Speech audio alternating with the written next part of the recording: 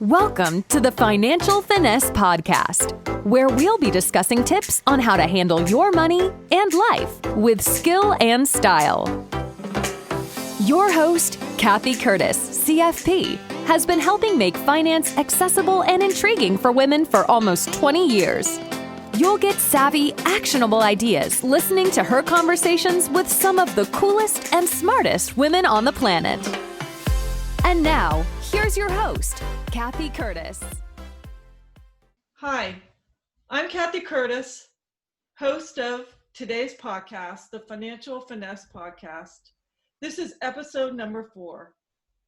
I'm also the founder of Curtis Financial Planning, an independent investment advisory firm based in Oakland, California. I am super excited about today's podcast because it is with 4 of my students from a personal finance class I taught last summer. The class was so much fun, and mainly it's because these women were so engaged in the material, and they just were incredible students, and I loved it so much that I can't wait to talk to them more about their experiences with money since the class and their life. And I know you're going to love their money stories. So before we get started, I want them each to introduce themselves. And we're going to start with Joy. Hi, everybody. Like Cathy said, my name is Joy. It's a nickname. I'm Jocelyn Robinson. I am married, recently married, leap day of this year. I have 2 boys. One soon to be 15 and soon to be 11-year-olds. So we are definitely in teenage years. I currently work for a affordable housing developer in the accounting department as an assistant accountant. And I studied, I received my MBA from Mills in business economics and my MBA from Mills in 2019 and 2018. Thank you. Welcome. Rebecca? Thanks for having me. Well, my name is Rebecca Castro, and I really appreciate you having us here today to talk about money. I am 29 years old, and I live with a partner in Oakland, California. I don't have any kids yet, but for work, I work at a company called NovoEd, and I'm a customer success manager. It's an ed tech company, and I help customers learn how to use our product. So it's a really fun job for me. And for all of my educational background, I studied environmental anthropology at Stanford University for my undergrad and moved on to Mills College, an MBA, and finished that last year, wrapping up with Cathy's course on personal finance. Great. Thank you. Tori? So my name is Tori, or if we're using government names, my name is LaTorree Howard, and I am 26. I am not married, but I'm in a relationship, and I don't have any children, but I'm the oldest of 6 kids, so I feel like I grew up raising children. So yeah. And so I for work, I'm a legal interviewer with the Bar Association of San Francisco, and so mostly that just means listening to people's legal problems and trying to match them with a lawyer who's suitable for that problem. And then on the side, I'm a freelance digital artist. So An awesome one, by the way. Thank you. And I actually didn't go to Mills. I went to St. John's, which is in New York, but I love taking summer courses. This is actually the first summer in a while that I won't be able to just because of the shelter in place, but I always enjoy the classes there, and the personal finance class was like a godsend, so I'm excited. Awesome. Reshonda? Hi there. It's happy to be here, Cathy. Thank you for having me.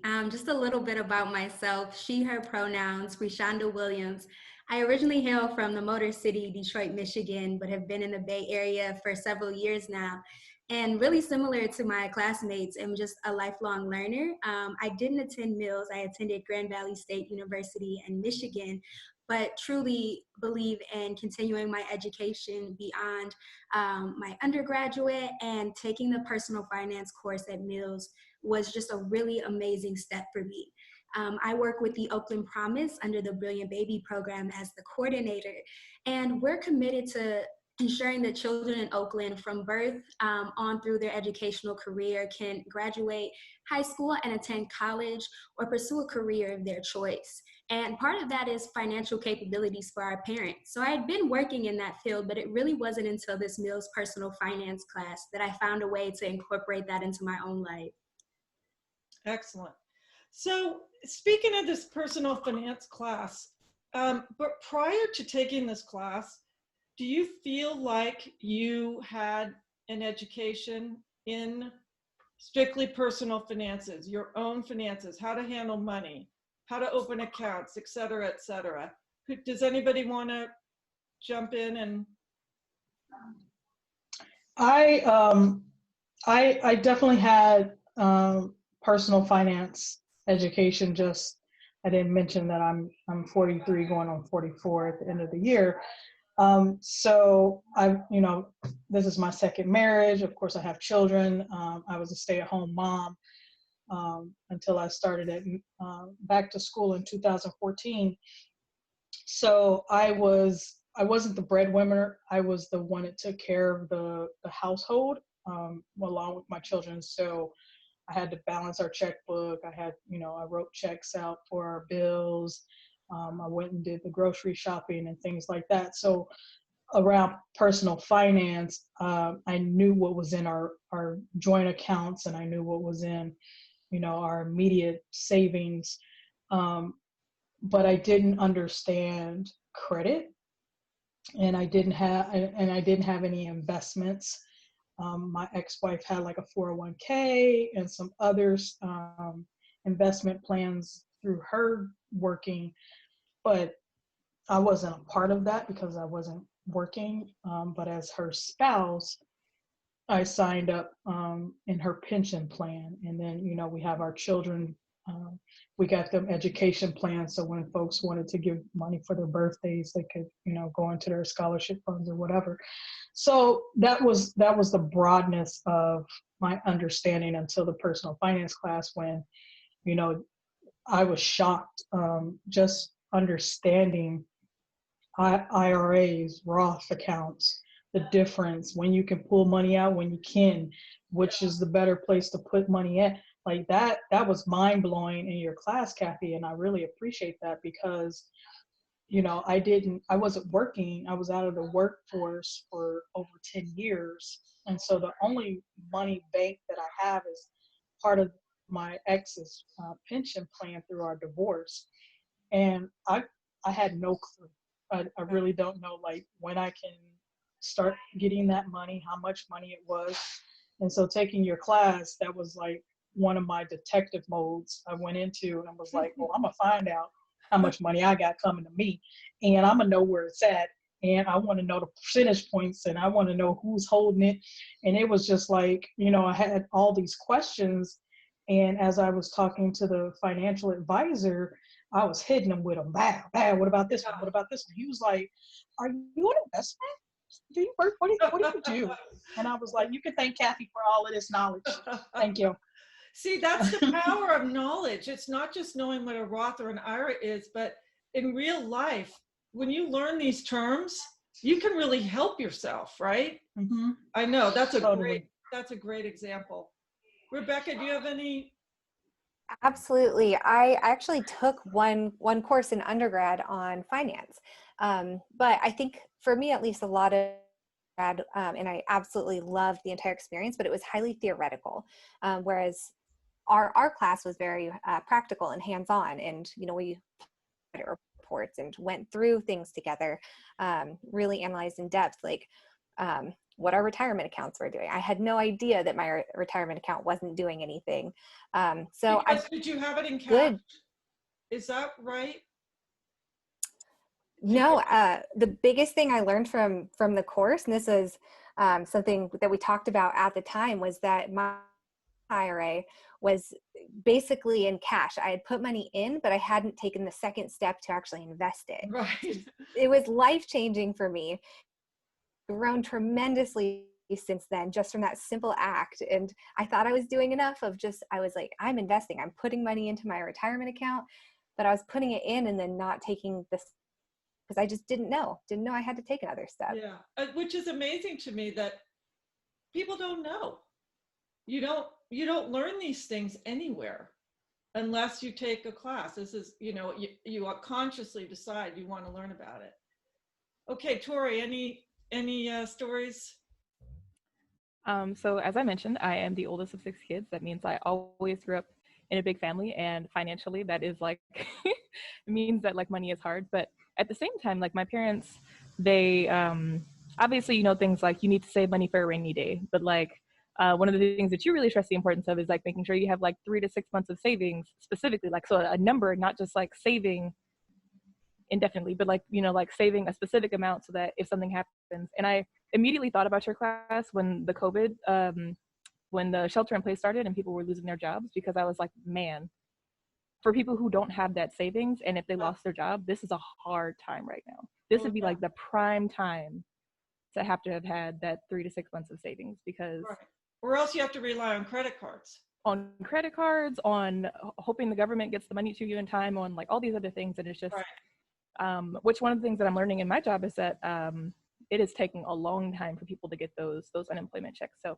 I immediately thought about you and that class when the shelter in place started. But outside of that, I learned so much in your class. Like one of the biggest takeaways for me personally was about my credit cards, because while I've always been good about like paying them, paying the minimum or more if I can, I never thought to check what my percent rate, like my interest rate is.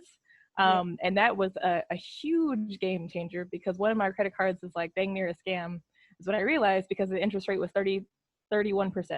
And it was a non-negotiable 31%. That's unbelievable. Unbelievable. So as soon as I realized that, first of all, as soon as I realized I could check that, and then I checked it, and then I realized what it was, I was like, I need to get a different card. So yeah, and I've had this credit card for 8 years now. So 8 years of me paying this 31% interest. And fortunately, I've never missed a payment, and I've always been really good. But at the same time, I would have paid that card off so much faster. I did carry that. Okay. And it's because, which is like an unfortunate thing, but my car that I had at the time was just like, it was a lemon basically. And so it was just like expense after expense after expense. Yeah.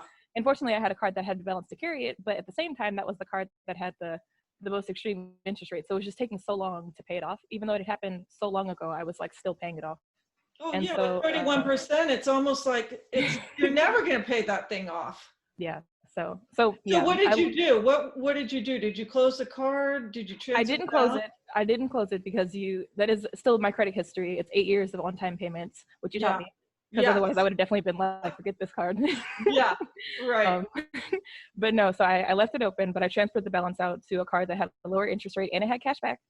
So, and I set the cash back for online purchases because I found out that was also editable, and I'm always buying stuff online. So I've been getting so much cash back. So happy. And I've been applying that directly towards paying down the balance.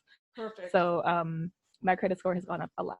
So I really because of all of that, right? Because of all of that, like a simple change, just changing the card that I was using. Thanks. Reshonda? Yes, I really identify with what Rebecca said around having taken courses in undergrad on the topic of finance. And it was very theoretical, or my major was public and nonprofit administration. So it was about nonprofit budgeting and finance. And I didn't really find ways to be able to connect that back to myself.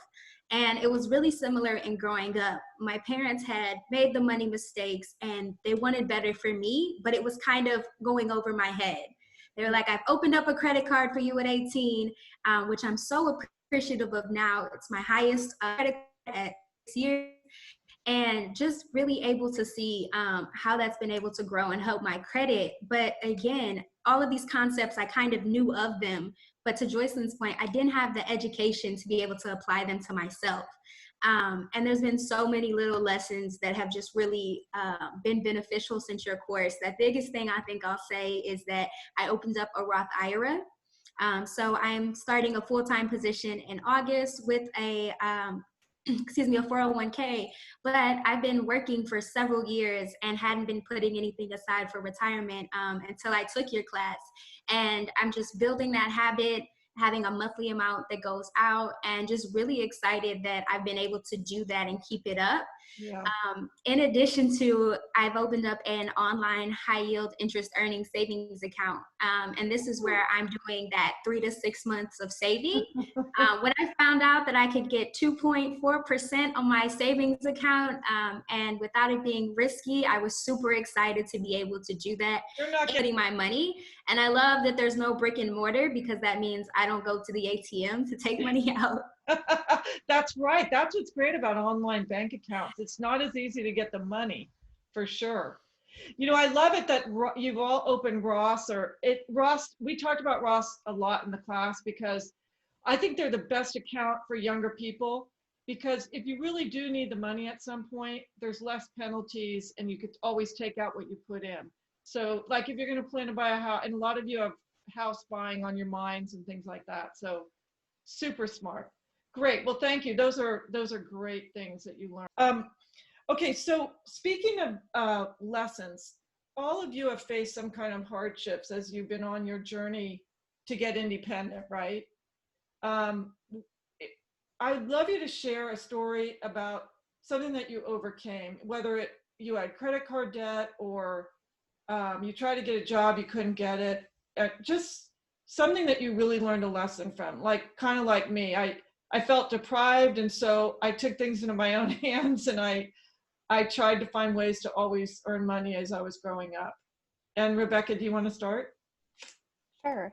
I think that I was very fortunate that I earned scholarships and qualified for aid for my undergrad.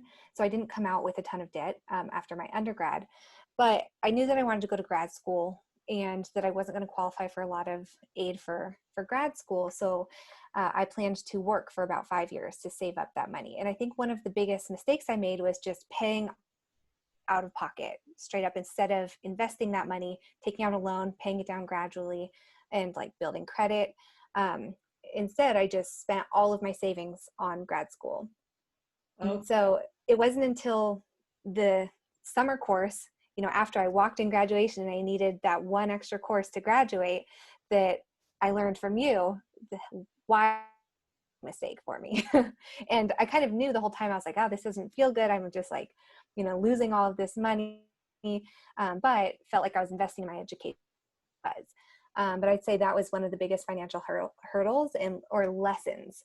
Knowing that I'd spent. Talking about leveraging yourself, like paying for some of it, taking out debt for some, right? Exactly. So taking out debt for some, investing some, and just more strategically managing taxes, making some money earn back for me while continuing to work and go to school. And instead of just, putting all of it from savings directly into school. Yeah. Great. Thank you. Reshonda.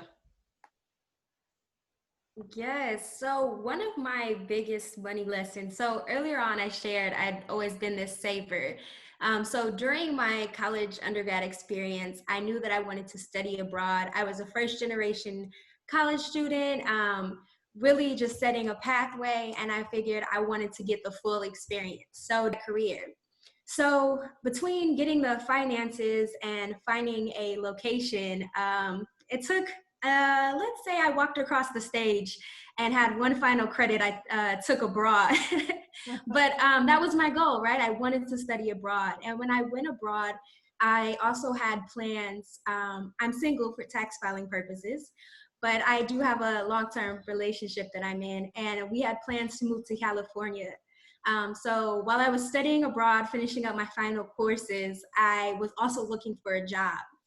And that's when I found my current job at Oakland Promise. And what I'll say about that is once I got back into the country, I had about 4 days to pack up my apartment, get everything set, move across the country, and then start my job.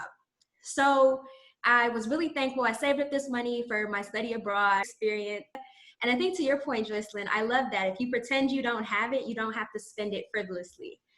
So that's really that kind of take I'm allowing myself to take on this new look, diligent.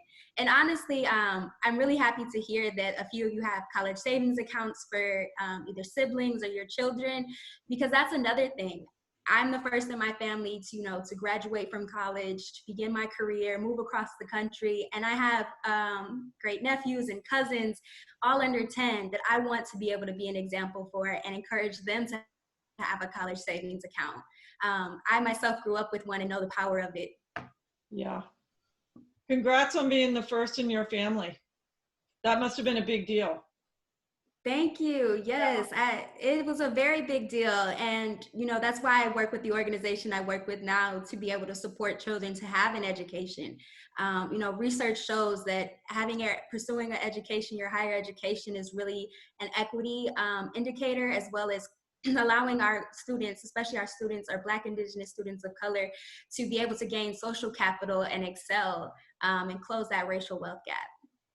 I love it. So important. Okay, Tori. So like I said, I've kind of been saving my whole life, but saving money and like knowing how to properly spend money are two different things. And so that's something that like I would say like I was pretty good about until like I was really independent, which is to say like when I went off to college, because I went away to college. So I'm originally from here, Oakland in the Bay Area, but I went to college to New York. Obviously my family is not in New York, so my parents were not able to be they weren't able to support me. Also, like I said, I have 5 other siblings, so they financially really couldn't support me either. So all I had to go off of was whatever was left over after school was paid for, like whatever was left over, usually from loans. And so that's just kind of what I had to live off of. However, one of the things that I didn't like fully like process once I got to college was like the concept of like bills and debts and and how like somehow magically like no matter how much savings you have, like the bills seem to increase with your savings. Like I feel like that tends to happen. Like if I ever get a bonus at work, there's like a new bill that pops up. They're like, oh, look at this, your bill changed. And so so that real world aspect, or the real world application of like what are you saving your money for, was really important, because sometimes I would save up a bit of money and I'd be like, oh, I just have all this money, so now I can buy something that I want, not really thinking about the fact that like there's things that I need. So and so that's something that I really had to work through. And at one point I want to say like midway through my sophomore year in college, I had $6 in my bank account and it had to last me 2 months. So I bought a huge bag of rice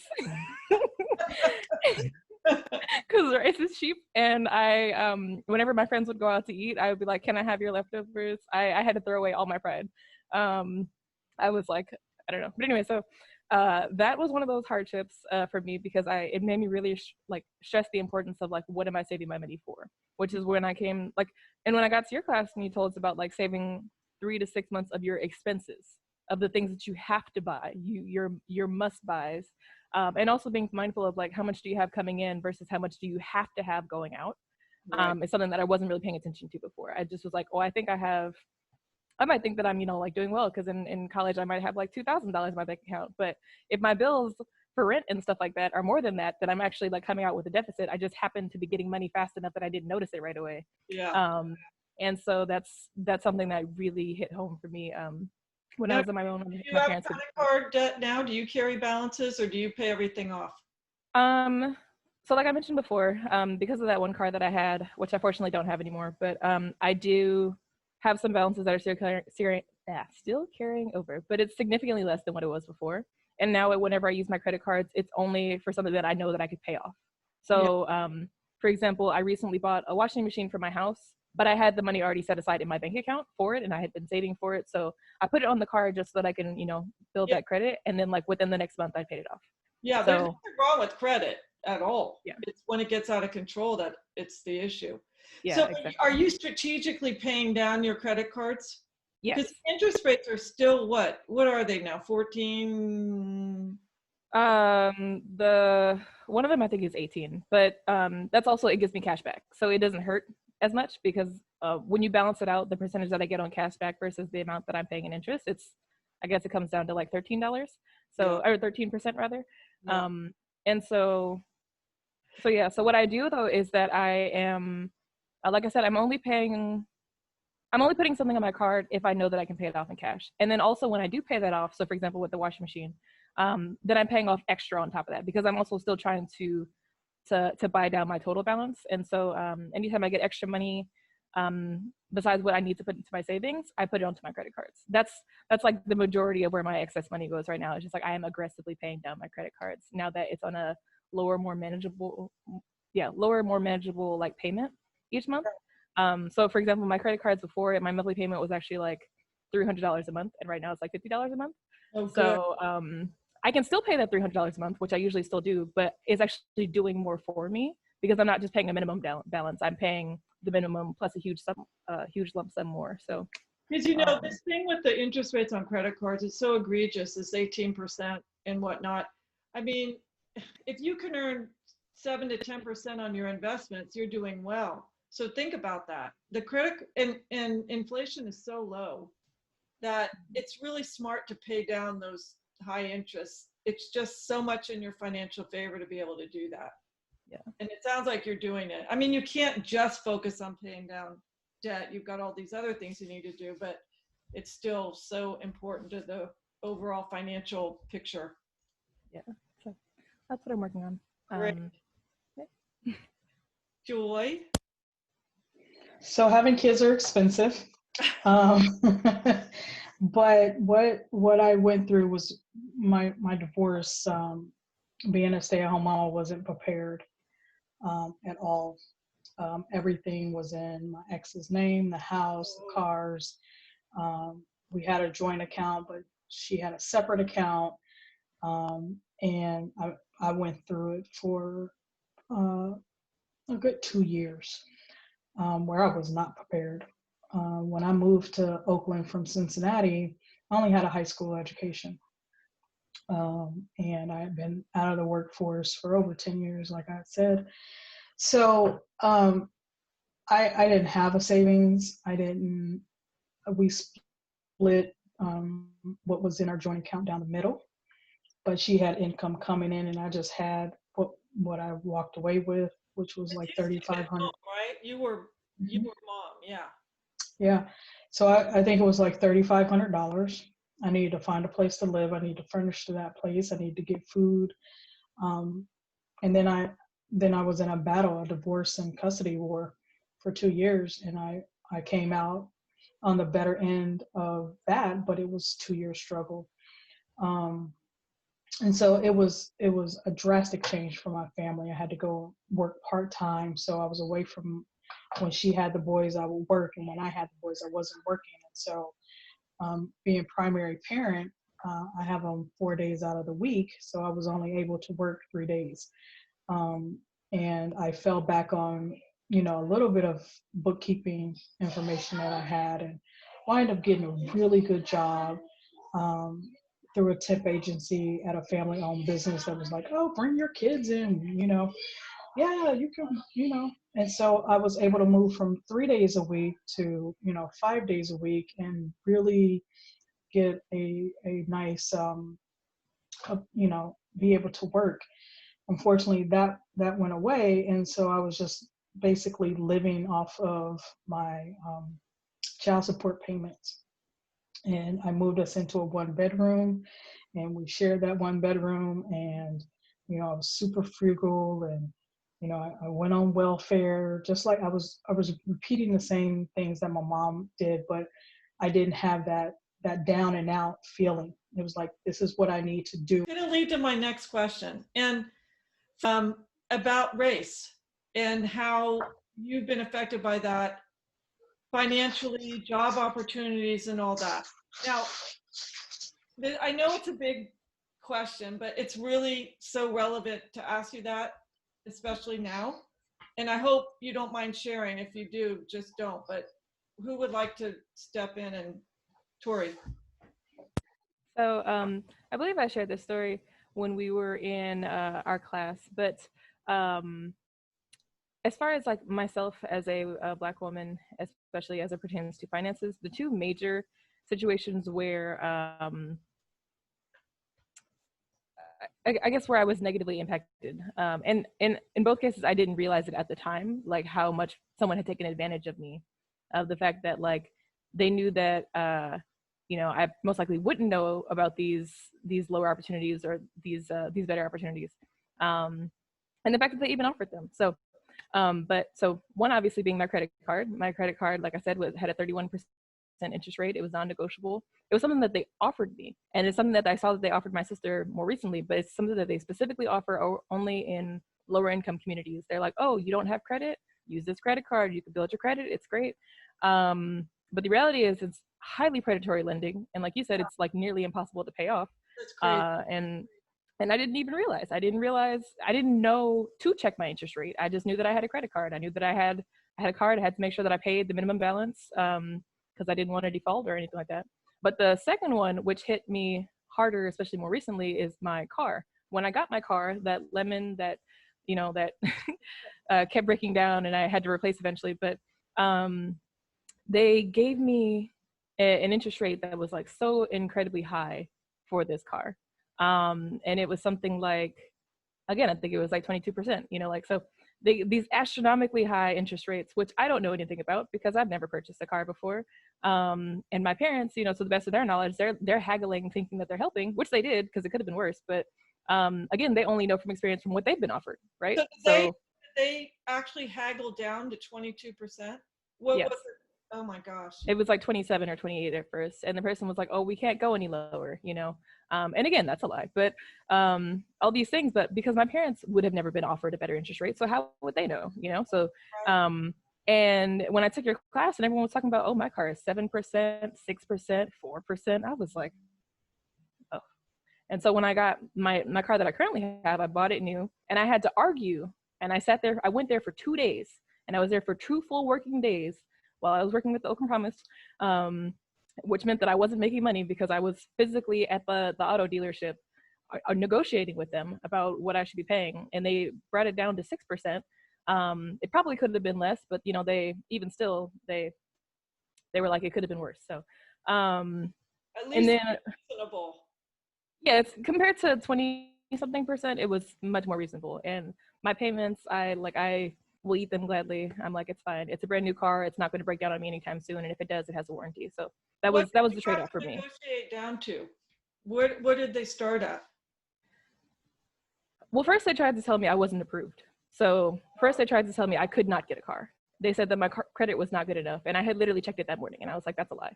And then they tried to show me the screen. They're like, see, look, here's a list of people that have rejected you. And I'm like, but there's a list right over there. Who's the list of people that accepted me? So then they assumed I couldn't read. And, it was just a process. So like I said, I was there for 2 full days. So I was there for 16 hours back to back. That is the worst experience being in those places negotiating. Yeah. So for everybody, but oh my gosh. So it was so frustrating. But I got my car. I've had my car for about 2.5 years now, and it's great. I've never had any problems with it. Fast forward to maybe like 3 months ago, my boyfriend, who is a white man, he went to go get a car. They were like, hey, did you know we had this discount today? Did you know that you can actually get this low interest rate? Hey, how old are you? Do you know anybody who's ever owned a car? And they're like, oh, well, if your grandfather owned this car back in 19 whatever, then he can also get a discount. So they were just offering him discounts that was not mentioned anywhere that these things existed. Right. And so his interest rate is 2.5%. Right. And they offered, he walked in and he said, I'm not going to pay more than this much per month for a brand new car. And they're like, okay, sir, we can do that. And it's a completely different experience. So privilege or something. That is just so unfair. It really is. Wow. So that's my experience with racing credit. Well, you're learning though. I bet the next time you won't even accept 6%. I'm not. Yeah. Because next time I'm going to have excellent credit and I'm going to be like, oh no. Yeah, right. Right. Reshonda, you had your hand up? Yes, I have this really early childhood memory that I wanted to share as well. So I am a Black biracial woman. My mother is white and my father is Black. And Growing up, we always would have different used cars. We did a lot of driving, so we needed a decent, nice car. And I remember going to the dealership, and my parents had different roles that they would play. So my dad would always go in first. He would always ask for the car that we wanted. He would get a price estimate, and he'd say, all right, I'll be back later this afternoon. And later this afternoon was when my mom would come. And just hearing your story, Tori, again, is just so familiar to this. My mom would go in and get a much better deal than my father. And then my father would come in, and it was almost like they knew they were wrong. So they would give them an even better deal once they realized that my mother and father were together. So they figured out how to play the system, if you will. And, you know, it's sad, but there's so many instances in my life where I remember my parents literally going in to see, well, how will they treat me? You know, my father, the Black man, versus my mother, the white woman. And the difference was night and day. The other thing I'll say to that is just really lack of access to knowledge. It wasn't until I got into college and actually joined my co-ed business fraternity, Alpha Kappa Psi, the Psi Xi chapter, that I even started to think about these concepts with myself. So it's when I first discovered the Acorns app. And then thanks to you, Cathy, for explaining what I was even signed up for. I just knew I was supposed to do it because it was recommended to me. But these concepts of money are very much so a mystery, and also taboo, especially in a lot of people of color's culture. And so we don't talk about them, or it's kind of seen as something you stray away from. Yeah, and it's just been really grateful, again, to be able to be in a space where you can have these conversations, and also be able to have these conversations with the lens of race and how they play into that. Because the more you know, truly the more empowered you are to be able to have those conversations. And, you know, to Tori's point, it probably wasn't even initially thinking like this could potentially be a race thing. But on the other hand, I have the experience where I've always seen that it was a race thing. So I always have that in the back of my mind when I'm operating, and being mindful of what is the situation and what am I actually worth? Right. Really good. Really good. Rebecca. Yeah. Reshonda, you made some really too. And when I think about how race and wealth have intersected, for me, it's really about the concept of generational wealth. And I have an indigenous background. I'm a Native American from California, and our land is Yosemite National Park. And we've been in over a court battle for federal recognition, and we have not been granted that permission yet. The court punts it out kind of every year. And this past year, we had to prove that we were, even though we were all dispersed around the park, not allowed to live in the park.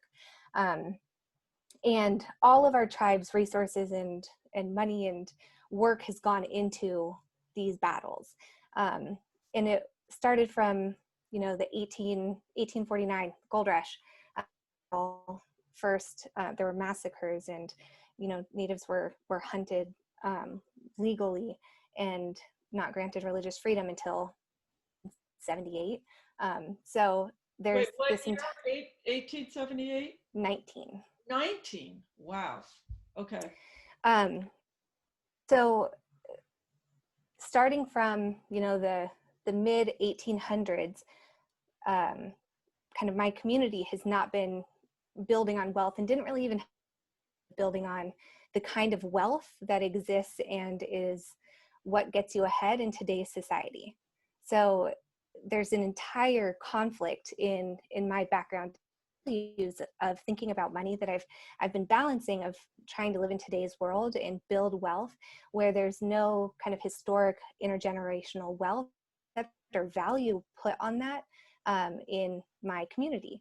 So it's this very interesting contrast that is where my race and money intersect and contradict each other, and, you know, don't connect as well, that I've had to educate myself constantly on how to live in today's world, how to bring that knowledge back into my community so that we can maintain our traditional values, our vision, our, you know, connection with our history, being able to be members of society, and fighting for ourselves to be people in the eyes of the government. It's this very interesting relationship, where we're just recognized as people, while also trying to prove ourselves and build ourselves up and just live in our ancestral homeland. How do you help your community learn more about building wealth and things like that? I would say through role model. I've given talks before at UC Merced with my aunt, or she's my cousin. I don't exactly know how we're related, but I call her my aunt, and she's a cousin somehow. But I try and help out where I can. It's more one-on-one and personal communication. Our tribe's not that big, but are you unusual in your tribe, your education and ambition and all that? I would say yes. So from my family, my siblings and I, with a couple of my cousins, have gone outside for four-year college degrees or higher education as well. And it's not super typical of my tribe in general. Yeah. How does your tribe support themselves?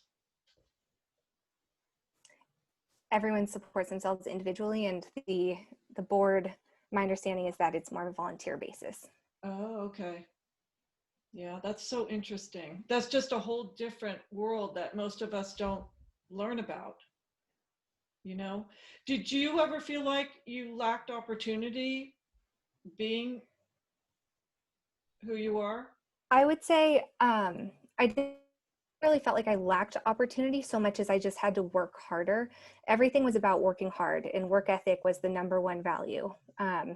Family first, and you work for what you have, and you always feed your friends and your family and whoever needs it. Food's a big part of it. So I think that I didn't necessarily lack for opportunities, but I think that whenever I earned them through extremely hard work, I was criticized for them. When I got into Stanford, people would tell me like, oh, it's because you check the box, because you're Native. I heard that from so many people, and I had so much imposter syndrome. And it took me a long time to realize, like, no, I worked extremely hard for this. A lot of people work really hard and are rejected from great colleges. And it's kind of a nature of the system, and it's not great. But it took me a long time to recognize my value and my worth, in that my hard work got me to where I am. How do you float that little clap thing that someone's doing? I love that. Let's float that. Yeah, there you go. Thank you. So claps all around. Yeah. If I recall, you were going to buy a house, right? I was. That's my financial plan. I bought a car instead. So I was really, listening to what Tori was saying. I started planning after we talked last summer. We met a couple times but I kind of changed my plan around a little bit and decided house was going to be more longer term planning, and that I wanted to invest in a car. And I started planning about 6.5 months ago for exactly what kind of car. And I waited until they offered 0% financing, and then I went in and got it. Yeah, sorry, Tori. Knowledge. It's all about knowledge, right? What kind of car did you get at 0%? A Toyota RAV4 hybrid, and I am just through the roof excited. It's my first new car. Was driving a little stick shift, like 1990 Ford Escort before, that didn't have air conditioning. It was crank windows. So I was thrilled. That's so exciting. Congratulations. Thank you. I'm sure you're going to make the house thing too. Yes, it's in the plan. Yeah, that's great. Thank you. Joy. Yeah, race has always played a big impact in my life. I think the first time it was financial was the first time I opened up an account by myself in Cincinnati. And it wasn't a credit card, it was just a normal checking account, and I had to jump through hoops. Normal depositing of money should have been enough, but I needed to bring in they wanted a letter from my employer that said I actually worked there, that this was my check, this and that and the other. And I was like, you know what? I don't have to do all this. And so, and it was a national bank. It wasn't like a local bank. And I was just like, You weren't trying yeah, to take money out, you were trying to put it in. yeah. I was just trying to get a regular checking account with checks, and I had never overdrawn a checking account. I had never been denied a checking account before, and I had to jump through a lot of hoops. When I bought my first car, I was very I didn't have any knowledge whatsoever. I just needed a car, um, and my mom took me. My sister worked at Ford, which is a big plant in Cincinnati, and she had a family plan, and you get a huge discount and a bunch of stuff. And I went to the Ford dealership, and was looking at all these cars, and it was just myself. I was like 21, 22. Just wanted a small car that I wasn't going to have to put a whole lot of money in. And they were showing me these big old expensive cars for like no reason, and the interest rates were ridiculous now, but hindsight, right? And I did finally get a car, and it was like, it pulled up on the truck, and it was this money green car, and I was like, I want that one. And I got it. But looking back on it, it was a $17,000 car, and I paid double for that because I wasn't knowledgeable. Well, I mean, we're going to stay on this topic. We're going to do one last question because we're long. This has been so great. I want to have more of these. So the Black Lives Matter movement is getting a lot of support right now. I hope it keeps going. I think it would be getting even more support if it wasn't for COVID, because I think more people would be out protesting, because some people are afraid to be out, but they're still getting big crowds, lots of support. So do you all think that this movement is going to have any impact on people of color financially at all? Or what impact do you think it's going to have? Who would like to? Yeah, Tori. So one, I had a thought. The first thing was that in some ways, I think the ability for the Black Lives Matter movement to kind of balloon the way that it has in the last couple of months is in part because we've been in COVID, because a lot of people are not working. I know that myself especially, and historically a lot of people in the Black community, one of the biggest points of fear when you're thinking about going out and protesting is, what if I lose my job? But in this case, you've removed that obstacle because I've already lost my job. So what are they going to do now? They can't fire me. So so I think because I would say that in a lot of ways, its ability to amplify has been because people are spending more time on their computers, so they're able to message things to each other faster. You've been seeing people getting fired, which is something I have never seen before. Like, people are getting fired like that for saying the wrong thing to the wrong person, and they caught it on recording, which sometimes happens anyway, but now everyone has seen it. Someone did their research, they've investigated. I know where this person lives now. I'm gonna message their job directly. They've been doing petitions to get people fired at certain places. I forgot what it was, but my boyfriend told me that a company CEO fired his own daughter because she said something racist, which is a level of commitment. He probably only did it just because of the public saw it, but what that says to other employees is that if my daughter is not safe, you are not safe. So you need to keep that racism in check. So I would say that positive. Yeah. So I would say that one of the things I feel has been coming out of this is a little bit more accountability.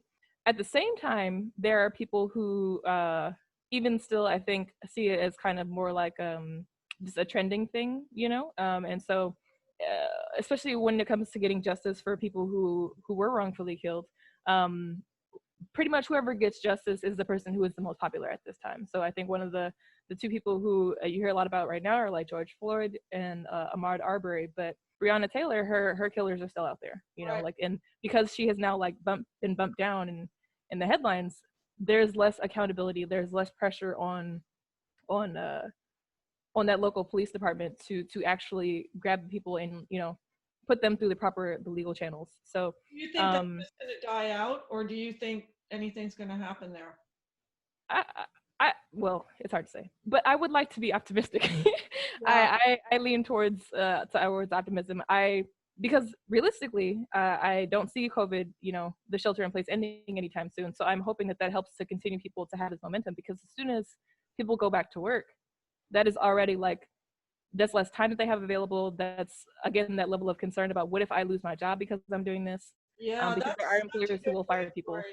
Tori. So I'm hoping that more, not just conversations about change, but actual change will come out of this. So right now we're in that conversation stage, and I'm hoping that if we have this window of time where where there are fewer people who are dealing with these extra constraints, I hope that that'll help to really push forward the change that it's on paper and in practice. And Yeah, so, I'm an optimist. I'm optimistic that there's few possibilities that we that's can go somewhere great. with this. I love optimism. Joy. I unfortunately think it's going to die down. Um, and that is because I've been through the Rodney King incidents. I've been through a lot of different incidences of, racial inequalities, protests, and things like that. I think for George Floyd and Ahmaud Arbery, the fact that it was on video and that people are sitting at home and have nothing else to do and had to watch these videos over and over, Okay. and watching George Floyd call out for his mother really pulled at the heartstrings of America. It's almost I correlated to what happened on Bloody Sunday during the marches for voting, when the news showed what happened on that bridge in Selma, Alabama. White people were like, oh my dear Lord. And it was like, what are we doing as a country? Because it wasn't hitting them in their face right away. You would look at news stories, or you would, hear stories, but until you see it for yourself, it doesn't have the same context. And so watching George Floyd die on camera, watching Aubrey getting chased down and shot on camera. And I think Brianna, the difference is we don't have that video yet. But once those cameras are released, she's going to be right back up there. And every time there's a police shooting, unfortunately, it has to be in that context.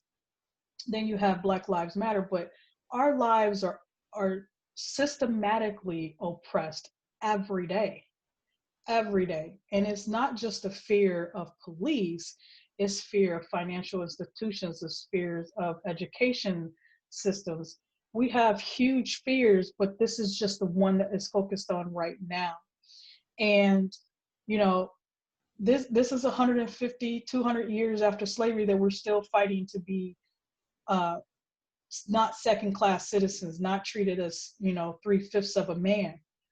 We still don't have every right that we are supposed to have as natural born citizens who were brought over here on slave ships, not distressed. I am a fourth generation descendant of a slave, just four in my 40 years. And I don't have the same footing that my white counterparts have. I never have. Even when my mom made sure that I was in the best schools in public school, even though, she moved us out of the projects, that's where my life started, was the projects.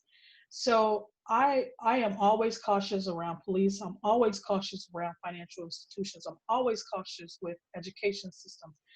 I have to fight for the extras for my sons, and he's in a great school, but I have to fight for tutoring because his math skills coming from a public school system wasn't the same as his counterparts at this predominantly white institution. But And I he's had in to a good fight. school, right? He's in a really good school. Oh, he's in the best independent high school in almost the state of California. But you know, it's a diversity thing for them. It looks good on paper to have him there, and I'm willing to support that because it gives him the education that he needs. But I shouldn't have to, and that's what we're really trying to get through. Is I shouldn't have to do these things, jump through these hoops, or make myself stand out more just to be counted the same. And unfortunately, the distractions are coming up. You know, basketball's coming back, baseball's coming back, football's going to come back. So now everybody's going to be like, oh, I have all these other things to do, and I'm not going to be captivated by all the other stuff that's going on around Black Lives Matter and racial injustices. I think the change is going to come in November, when we have to get the current resident of Pennsylvania Avenue up out of there and start working ground level to get to the higher level. We always want to start in the White House, but we have to start locally and changing our policies locally, changing our policies in our counties, and then change on state level, and then it'll move federally. But we always want to start federally when the federal doesn't hit us as much as the local hits us first. And so hopefully, as people learn political influences, as they learn, you know, financial literacy, as they learn about education and how that all transforms your entire life. And I'm looking to all of these, you know, Tori and Reshonda and my children, that what I'm suffering now, they don't have to suffer as much. And that's where the change is going to come in that next generation below me. Because Reshonda's 20 years, and I think Tori's 20 years younger than I am. That's 2 generations removed from me. My children are right behind them. That's where the change is going to be effective, is within their generation. And I don't know if we'll see anything big happen right now, but we're definitely going to see something big in their generation. Right. Good points. Rebecca, do you want to add something? Yeah, and Joy made such good points. I think it's well known that communities of color are being hit the hardest by COVID-19. And what I'm afraid of is kind of the sensational aspect of people's attention spans. And so becoming desensitized to it and putting it on the back burner as other distractions come back, as you were describing, you know, sports come back and all of these other, you know, exciting entertainment things. And I do see the underlying issue as systems, what Joy was just talking about, and the systemic racism aspect of it. I'm really glad that you pointed out local policies as being, you know, one of the blocks, the starting points. I do think that this movement will have a long-term positive impact on closing a little bit the financial gap between communities of color and historically white populations.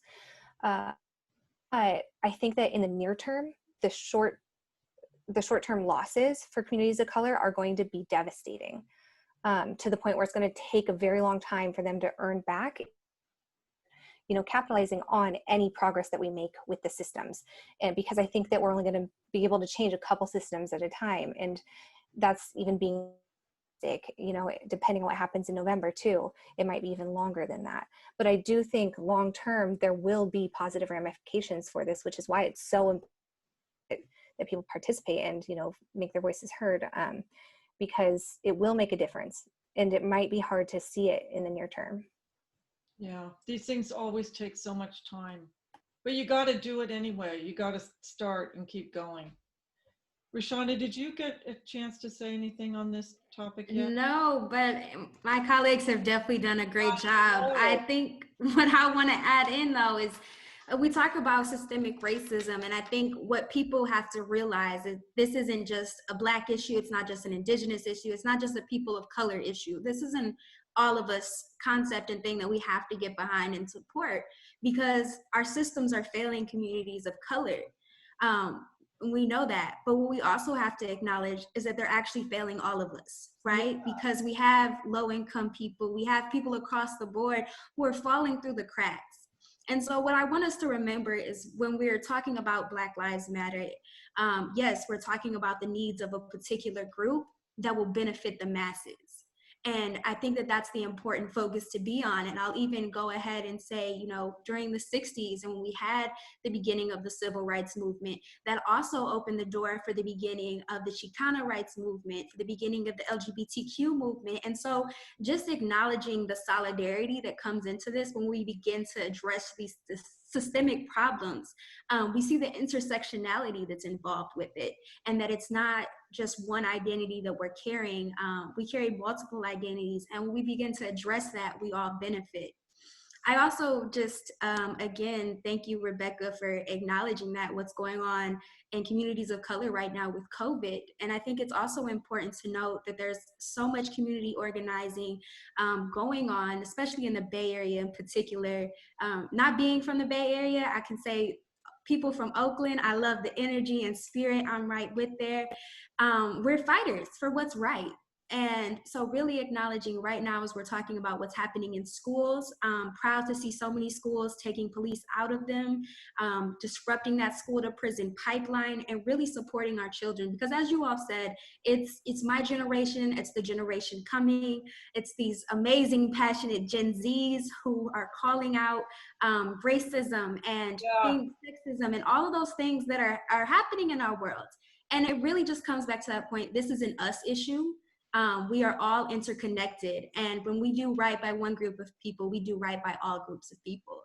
And it's really remembering that piece. So that's what I'll say. I'm optimistic. I think we have to, remember that policy changes also come with this.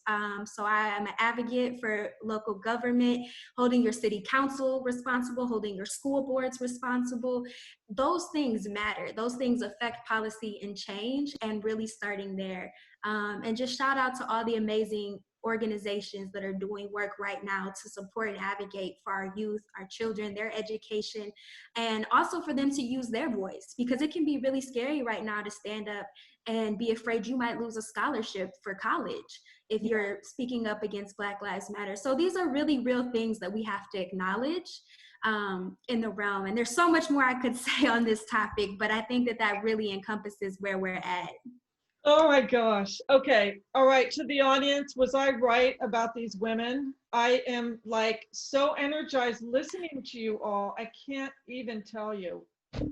Thank you so much. We're going to have to end the podcast, unfortunately, but it has been a pleasure. And thank you.